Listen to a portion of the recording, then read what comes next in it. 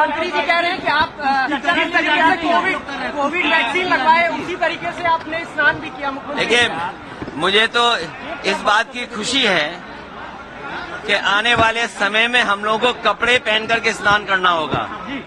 भाई, ये चीज तो हमें सीखनी चाहिए। ये जो चीजें सीखने की हैं वो हमें अपने मुख्यमंत्री जी से सीखना चाहिए कि पूरे वस्त्र पहन के स्नान करना चाहिए।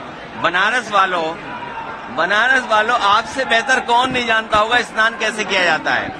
अगर स्नान करने का तरीका उनसे हम सीखेंगे। अखिलेश जी वोट पे चर्चा करने को आप लोग तैयार हैं? क्योंकि मैं समझ नहीं पा रहा हूं कि आप क्या समझाना चाहते हो। जिस सरकार ने ये कहा कि विकसित भारत बनेगा, जिसने ये कहा कि बनारस को क्यूटो बनाएंगे, और विकसित भारत का इंफ्रास्ट्रक्चर कैसा होना था आपने कुंभ में देखा कि अगर इनका इंफ्रास्ट्रक्चर अच्छा होता, और जो तैयारी बताई थी कि 100 करोड़ की उन्होंने तैयारी की है, अगर 100 करोड़ की तैयारी होती तो लोगों को यह सुविधा नहीं होती। लोगों की जान गई है, लोग बड़े पैमाने पर परेशान हुए हैं। जाम में न केवल श्रद्धालु लोग और जो लोग आए थे दर्शन के लिए वो परेशान हुए, बल्कि आम जनता भी परेशान हुई है। लोगों की जान गई है। जो सरकार लगातार दावा कर रही है वो अभी तक ये नहीं बता पा रही कि जान कितनों की गई है। केवल भगदड़ की जान नहीं, जो लोग यहाँ आए दर्शनार्थी श्रद्धालु, उनकी भी बड़े पैमाने पे जान गई है, जो सरकार छिपा रही है।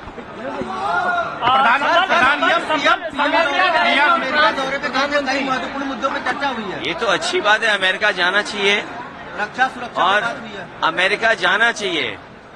अमेरिका से व्यापार ऐसा लाएं जिससे हमारे लोगों की खुशहाली हो। हम अपना बाजार अमेरिका को न दे दें। व्यापार आए, लेकिन हम अपना बाजार अमेरिका को न दे दें।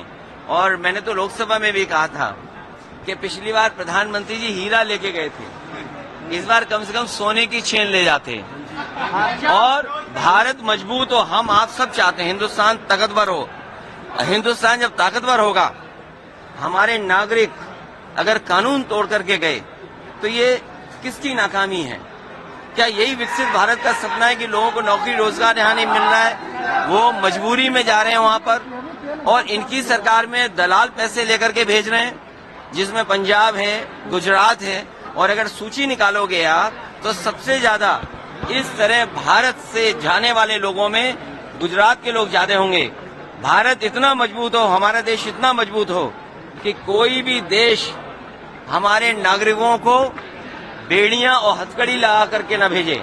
और फिर अमृत काल में अमृतसर उतारना, ये कहीं न कहीं भारत को और हिंदुस्तान को नीचा दिखाने की कोशिश थी। अमृत काल में अमृतसर में उतारना बेड़ियों के साथ और हथकड़ियों के साथ, ये हमारे भारत की और हिंदुस्तान के नीचा दिखाने की कोशिश हुई है। इसलिए मैंने कहा व्यापार हो, व्यापार मजबूत हो, लेकिन भारत सरकार अपना बाजार उनके हवाले न कर दे। वो बिल को लेकर के ये कोई नई चीज नहीं है छापा मारना। सर, वो बिल को लेकर के बीजेपी के लोग ये कह रहे हैं कि आप लोग पुष्टिकरण की राजनीति कर रहे हैं, फैला रहे हैं। जिस बजट ने नौकरी न दी हो, जिस बजट ने किसानों की आय दोगुनी न की हो, जिस बजट से व्यापार न बढ़ा हो, जिस बजट से हमारे देश के मैन्युफैक्चरिंग सेक्टर को लाभ न पहुंचा हो, उस बजट ने मायूसी थी, निराश किया।